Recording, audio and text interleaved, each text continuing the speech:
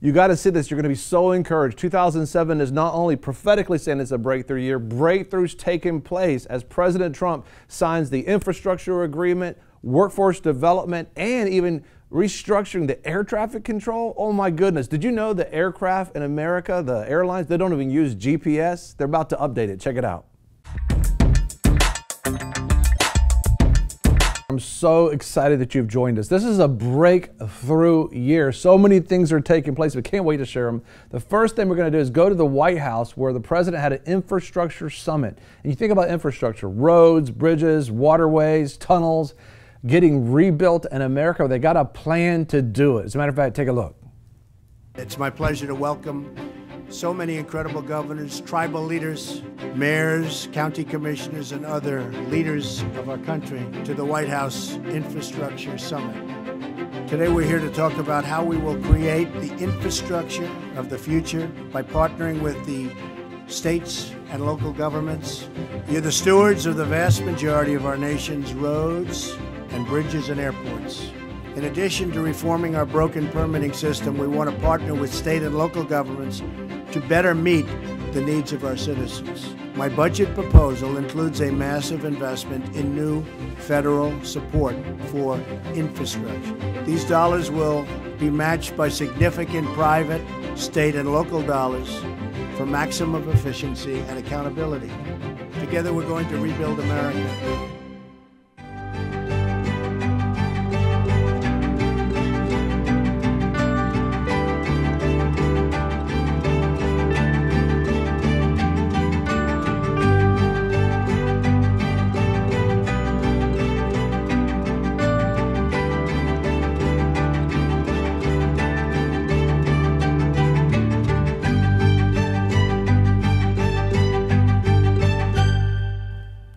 Not only infrastructure, think about it, bridges, roads, tunnels, waterways, but jobs. The president went to Wisconsin and had a workforce development roundtable to be able to talk about bringing even more jobs to America. Check it out.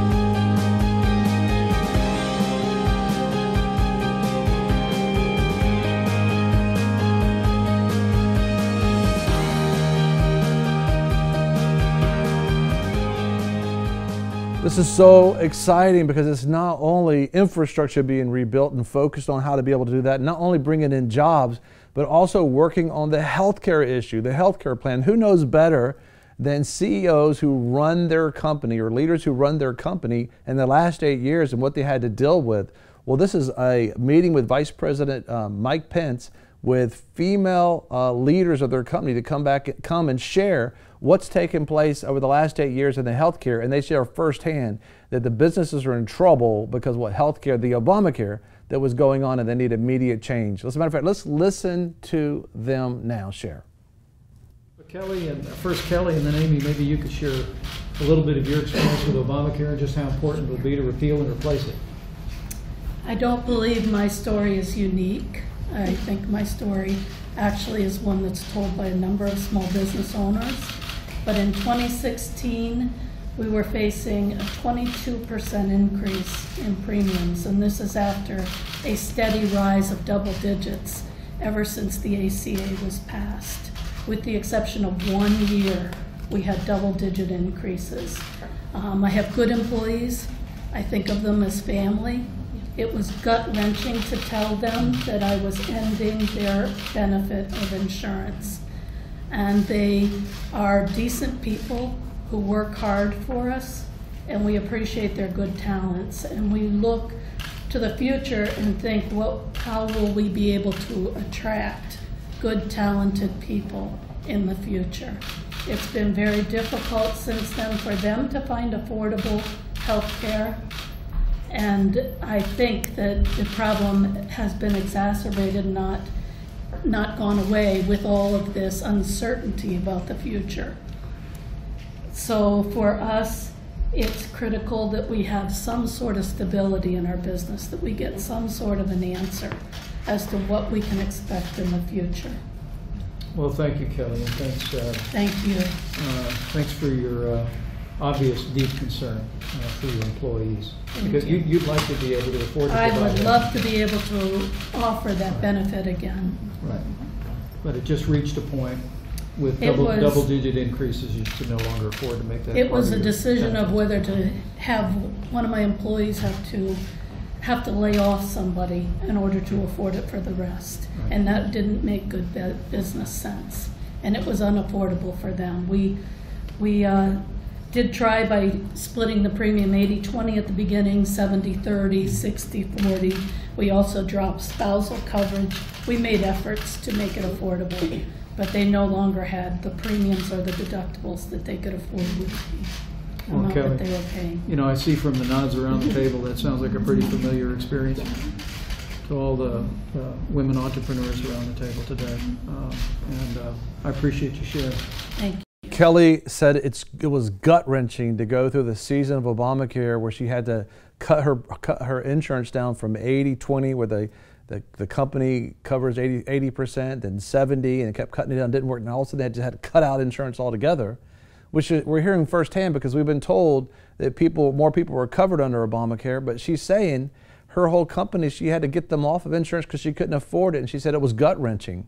Well, guess what? Amy Pope Wells from Jacksonville, Florida, had the same experience. And isn't it good to have a vice president and a president who says, we want to hear your pain. What are you going through? You know, part of healing us is hearing us. And he brought these leaders in to the White House to hear what's happening with health care, because at this moment in the Senate, there is a health care bill they're fixing and getting ready to pass. We need to pray because these leaders need insurance for their employees. Let's listen to Amy Pope Wells at Jacksonville, Florida.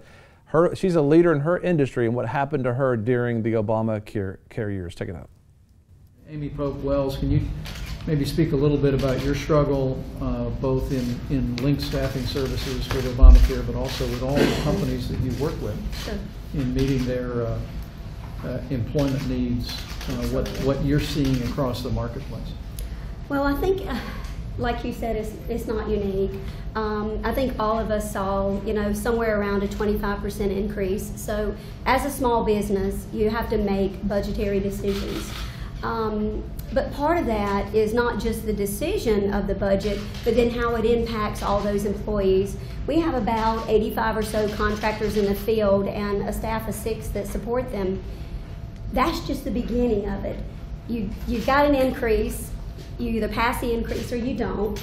We had clients, which I never even envisioned being a problem, who refused to start doing business with us because under the regulation, we were required to list ACA charges on our invoices. Mm-hmm. And those clients said, we did not vote for it, we did not want it, we do not appreciate it. So we as a business not only took a 25% premium on increase, we also saw that clients were refusing to participate, which we had to make tough business decisions again. So we make those decisions of what plans to go with the 25% increase, what clients we would lose or keep, but then the quagmire of the rules and regulations start.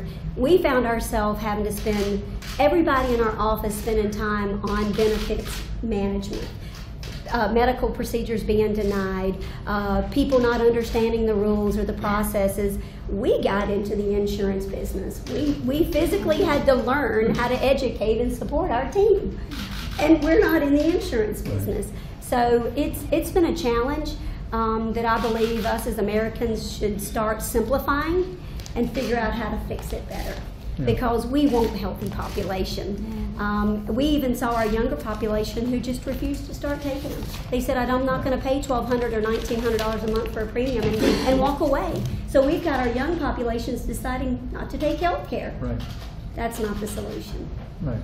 So how many people around the table think that there is an urgent need to repeal and replace Obamacare? Oh, absolutely. So it's an urgent need to repeal and replace Obamacare. These are industries and business leaders, and they're saying, I'm having to lay off employees, I'm losing business, and I'm dropping insurance on people that I care about, that I think is family. So it just shows us firsthand it's not true what was being said about Obamacare, the Affordable Care Act, but it's the Senate and the Congress today need to actually move quickly and approve something that meets the needs of the American insurance need.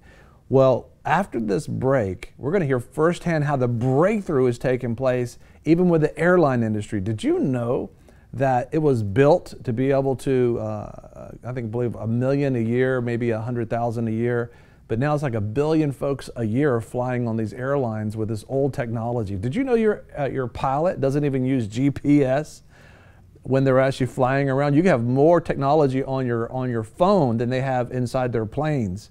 Isn't that crazy? Well, President Trump's even having a breakthrough for the technology and redoing the airline industry. Check it out after the break. Join us. This is a breakthrough year, just like the Lord said. You think about it, infrastructure in our nation, jobs in our nation, even the healthcare is being done in a way that people actually can have healthcare, and the airline industry. Check out what President Trump is setting an agenda for the entire airline industry, privatizing it and putting the FAA over a privatized airline so we can actually get into modern technology with our aircraft. Check it out. We're here today to discuss another issue that has gone unsolved for far too long. For too many years, our country has tolerated unacceptable delays at the airport, long wait times on the tarmac, and a slowing of commerce and travel that costs us billions and billions of dollars in lost hours and lost dollars themselves. Today, we're proposing to take American air travel into the future, finally, right? Finally. It's a long time.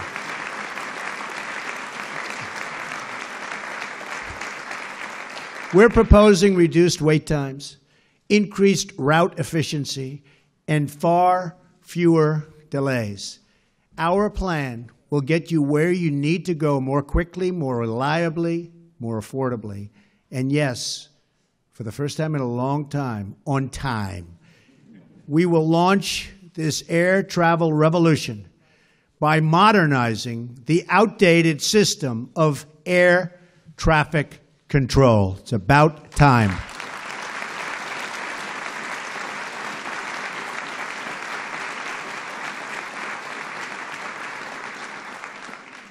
Since the early days of commercial air service, the federal government has owned and operated the United States air traffic control system. Yet, more than a half a century later, the government is still using much of the exact same outdated technology.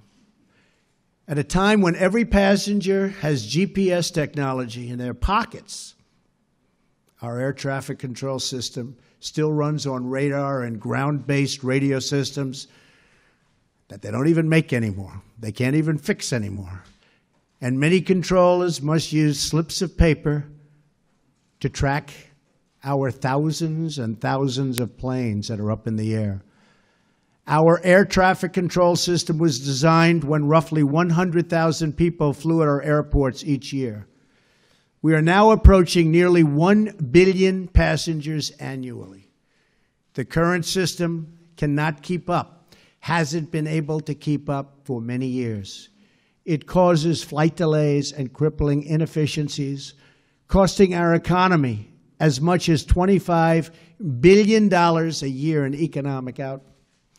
We live in a modern age, yet our air traffic control system is stuck painfully in the past. The FAA has been trying to upgrade our nation's air traffic control system for a long period of years. But after billions and billions of tax dollars spent and the many years of delays, we're still stuck with an ancient, broken, antiquated, horrible system that doesn't work. Other than that, it's quite good. The previous administration spent over $7 billion trying to upgrade the system and totally failed. Honestly, they didn't know what the hell they were doing. A total waste of money, $7 billion plus. It's time to join the future. That is why I'm proposing new principles to Congress for air traffic control reform, making flights quicker, safer, and more reliable. Crucially, these reforms are supported by air traffic controllers themselves. They're the ones that know the systems that they want. They know it better than anybody. And we have people that don't even call them in the past, but now we call them. I'm also proud to be joined today by passenger advocates, pilot unions, and leaders of airlines and cargo companies who strongly support our new framework and our bidding process. And we're bidding, ideally, to one great company. There'll be many bids, but one great company that can piece it all together. Not many companies all over the United States, like in the past, when they came time to piece it together, it didn't work. They were all different systems. We threw away billions and billions of dollars. I am very grateful that every former FAA chief and chief operating officers and 3 former transportation secretaries, Jim Burnley, Elizabeth Dole, and Mary Peters, stand with us today. Thank you.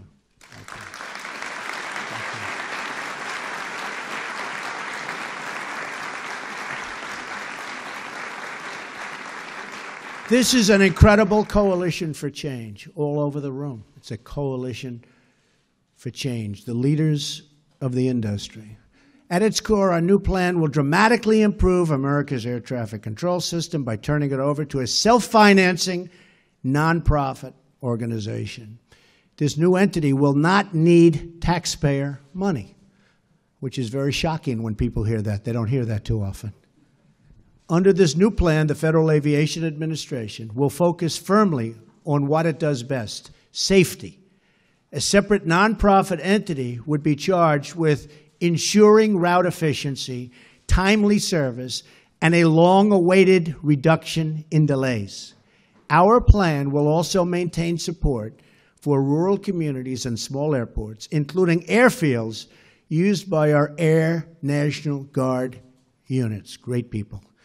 And very importantly, air traffic controllers will and this will be highly valued. These are highly valued people. These are amazing people that know the system so well.